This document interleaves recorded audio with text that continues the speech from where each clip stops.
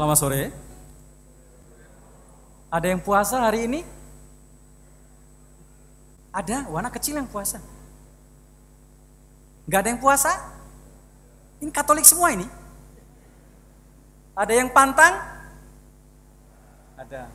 Oke. Baik. Saudari-saudara yang saya kasihi, kadang-kadang kalau omong puasa, pikiran kita, image kita omong soal tidak makan, tidak minum. Maka pertanyaan saya adalah, apakah hari ini ada yang pantang untuk tidak marah? Ada yang pantang untuk tidak mengeluh? Ada yang pantang untuk tidak khawatir? Ada? Kok diam semua ini? Ada tidak?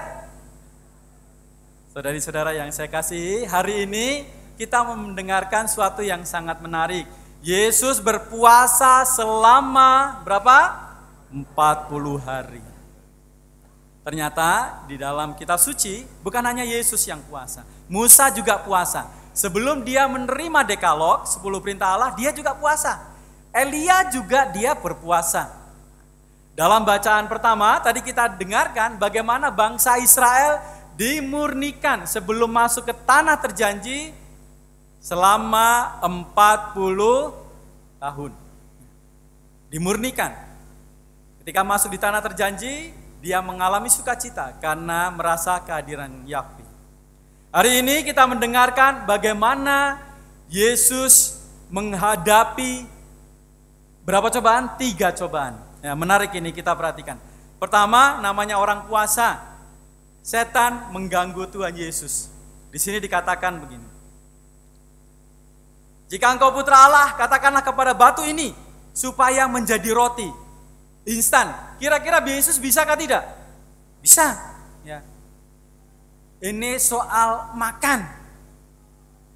Soal urusan perut dan ini penting. Tetapi Yesus tidak mau melakukannya. Kadang-kadang kita tidak sadar bahwa kita digoda oleh setan untuk melakukan sesuatu yang instan untuk kesejahteraan hidup kita. Betulkah tidak? Apa saja itu? Tadi sudah bilang betul ya.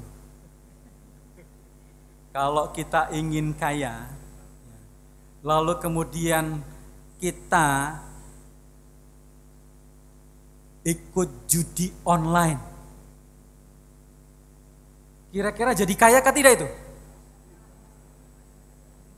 Kaya kah tidak? Saya nggak nyinggung loh, ini hanya nyindir saja ini. Kalau ada ya. Dulu beberapa waktu yang lalu, yang sekarang usia 40-an ke atas pasti tahu yang namanya SDSB. Apa? Ada yang tahu kepanjangan SDSB? Tidak ada yang tahu? Kalau tahu saya kasih noken. Sumbangan? Oh nanti ambil di sakristi. Sumbangan sosial dana berhadiah. Dana sosial berhadiah ya. Hadiahnya noken nanti. Itu kadang-kadang kita ngeliatin bambu, ngeliatin jantung pisang, ada nomornya tidak di situ. Lalu kita pasang. Bertransformasi menjadi apa yang namanya togel. Iya kan? Ngomong-ngomong soal togel, saya ingat pengalaman saya waktu di Papua.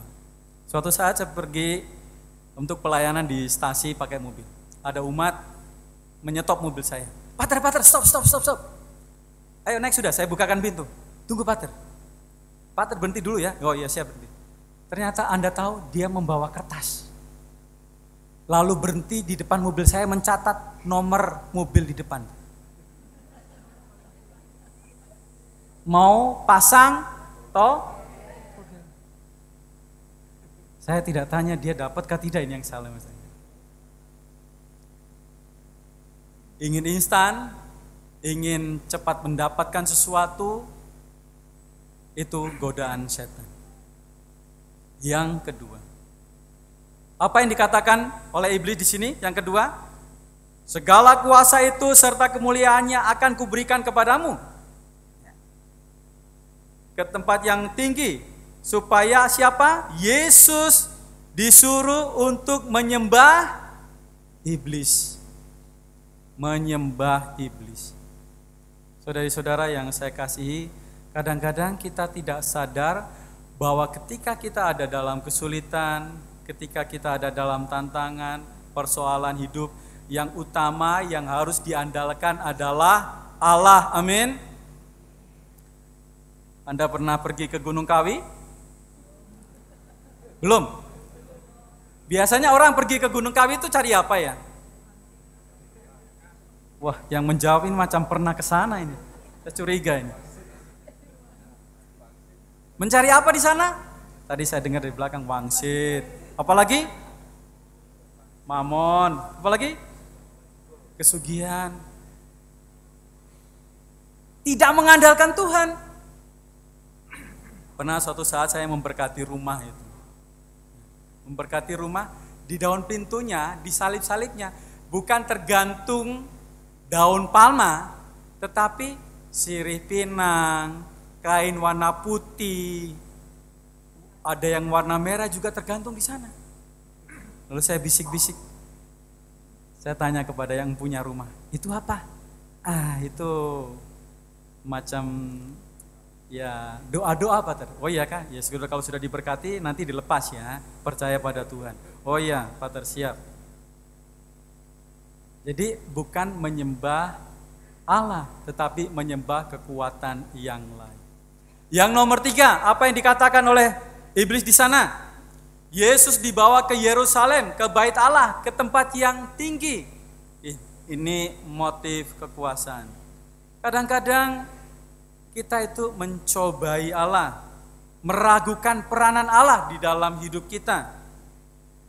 Saya tidak tahu apakah ada yang diiming-imingi untuk punya posisi tetapi meninggalkan Kristus.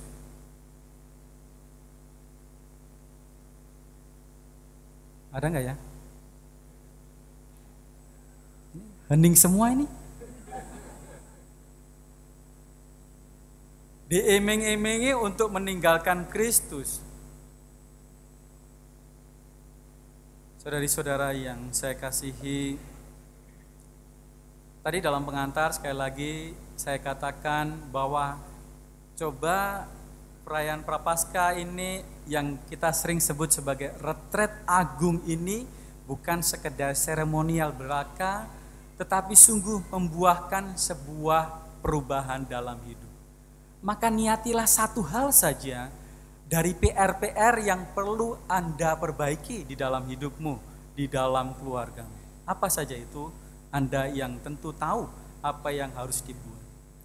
Maka sungguhnya puasa bukan sekedar tidak makan minum, bukan sekedar bahwa saya tidak marah, tidak mengeluh, tidak khawatir, tetapi terlebih dari itu, puasa seharusnya membawa kita kepada sebuah perubahan hidup, transformasi dalam diri kita masing-masing. Sehingga puasa membuahkan pertobatan dan sukacita kalau kita melakukannya dengan sungguh-sungguh. Puasa membuahkan pertobatan dan sukacita. Puasa membuahkan pertobatan dan sukacita. Apa? Pertobatan dan sukacita. Berkat Tuhan menyertai kita sekalian.